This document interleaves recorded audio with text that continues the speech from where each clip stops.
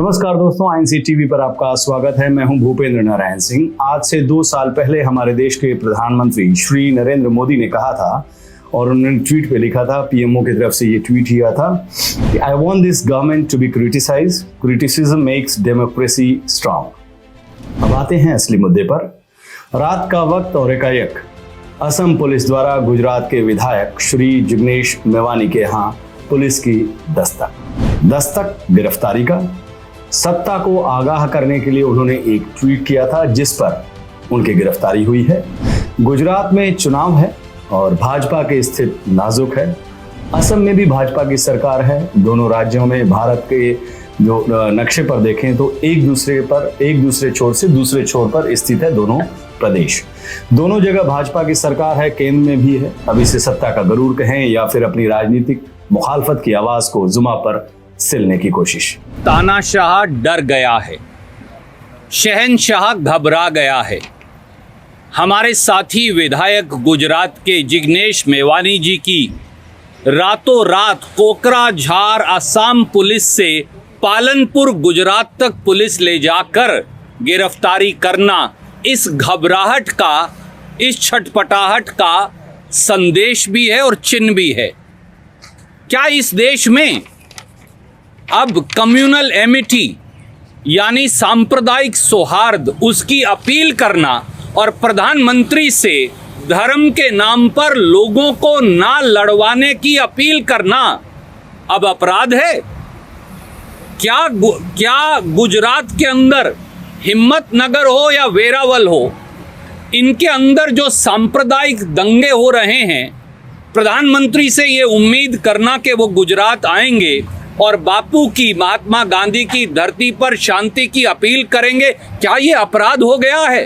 क्या इस देश में संविधान को अब रोन दिया गया है और कानून की हत्या कर दी गई है? जिग्नेश मेवानी की गिरफ्तारी ये दर्शाती है।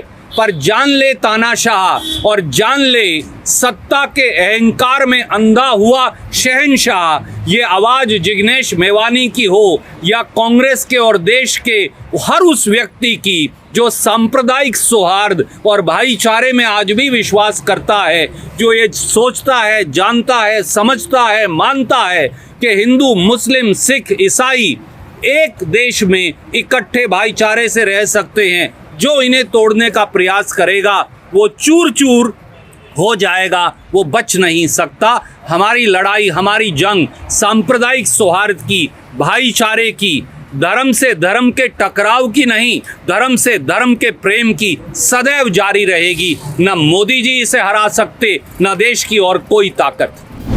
अब इस मौके पर मैं आप सबको तारीख के उस ऐतिहासिक लम्हे से रूबरू कराना चाहता हूं जिसकी बदौलत आज हम यानी पूरा देश इस मुकाम पर पहुंचा है। 14-15 अगस्त 1947 की मध्य रात्रि की बेला थी। वो स्वतंत्रता की सुइयां मजबूत कदमों से अपने मंजिल की तरफ बढ़ रही थी। दूसरी तरफ आधुनिक भारत के शिल्पकार, स्वतंत्रता, समानता और बंधुत्व के सबसे बड़े पैरोकार पंडित जवाहरलाल नेहरू नियति से साक्षात्कार कर रहे थे। उन्होंने कहा था, ट्रस्ट विद डेस्टिनी में, और उस पर गौर फरमाइए, उस साक्षात्कार के सार तत्व पर। बहुत साल पहले हमने नियति से एक वादा किया था और अब उस वादे को पूरी तरह तो नहीं लेकिन काफी हद तक पूरा करने का वक्त आ गया है। आज जैसे ही घड़ी की सुइयां मध्यरात्रि की घोषणा करेंगी, जब सारी दुनिया सो रही होगी, भारत जीवन और आजादी की करवट के साथ उठेगा। नियति के साथ हिंदुस्तान ने जो वादा किया था उसे पूरा किया। देश आजाद हुआ। गुलामी की बेड़ियां टूट टूट कर बिखर गई। देश के नौनिहाल खुली फिजा में परवाज भरने लगे। लेकिन देश के शहीद सपूतों ने आजादी के जो सतरंगी सपने देखे थे, स्वतंत्र भारत की जिस सूरत और सीरत का खाका खींचा था, उसका क्या हुआ? क्या आजादी के मायने यही हैं जिससे हम रोज आजकल रूबरू हो रहे हैं? बोलने पर पाबंदी, लिखने पर पाबंदी, प्रदर्शन पर पाबंदी, पत्र पत्रिकाओं पर पाबंदी, टीवी अखबार पर पाबंदी, सोशल मीडिया पर पाबंदी, सामाजिक संस्थाओं पर पाबंदी, आपसी भाईचारा निभाने पर पाबंदी, हर उस चीज पर पाबंदी जिससे इस सरकार के जोर जुल्म पर किसी तरह का खलल पड़ता हो। हाथ में हथकड़ी लेकर सरकार स्वतंत्रता की बात कर रही है, पर काट कर पक्षी को पिंजरे से आजाद कर रही है। वो जो कातिल था वही मेहदी मसीहा बन गया। ऐसी दोहरी शख्सियत का आदमी देखा नहीं। इस आजादी का अंदाज देखिए। जो बेकसूर है वो सलाखों के पीछे है, जो कसूरवार है वो सड़कों से लेकर संसद तक सिद्धांत की बात कर रहा है। जो जुल्म में सबसे ज्यादा जो शरीक है, इंसाफ की आवाज सबसे ज्यादा उसी की बुलंद है।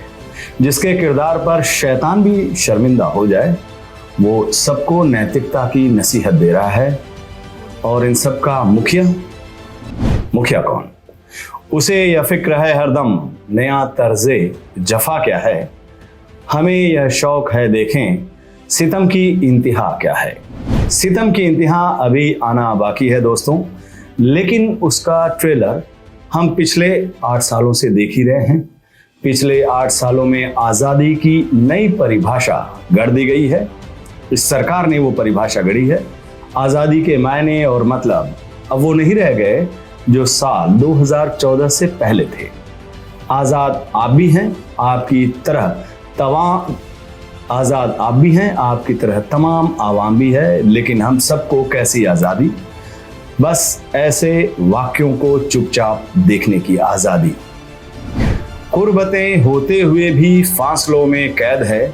कितनी आज़ादी से हम अपनी हदों में कैद हैं। अपने देश समाज की यही हकीकत है दोस्तों।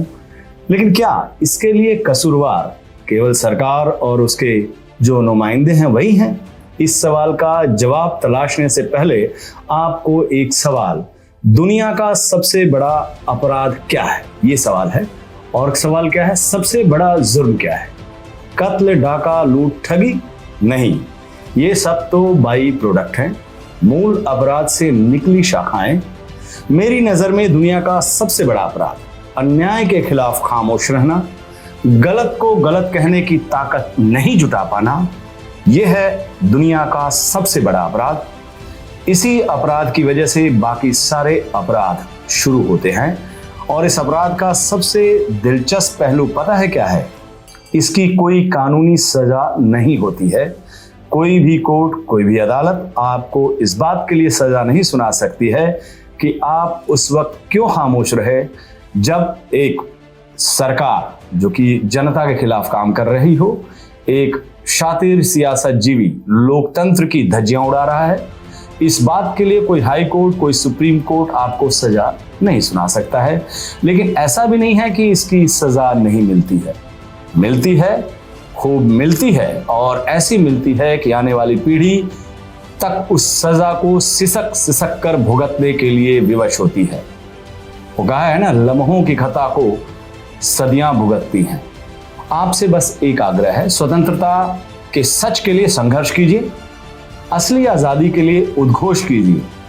यह मत सोचिए कि कौन आपके साथ है, कौन अपनी हदों में कैद है। बस आप असली आजादी के लिए अपनी आवाज बुलंद कीजिए, अपनी आवाज को मजबूत कीजिए। नेज़े पर रखकर सिर मेरा और बुलंद कर दुनिया को एक जलता चिराग तो दिखाई दे। नमस्कार।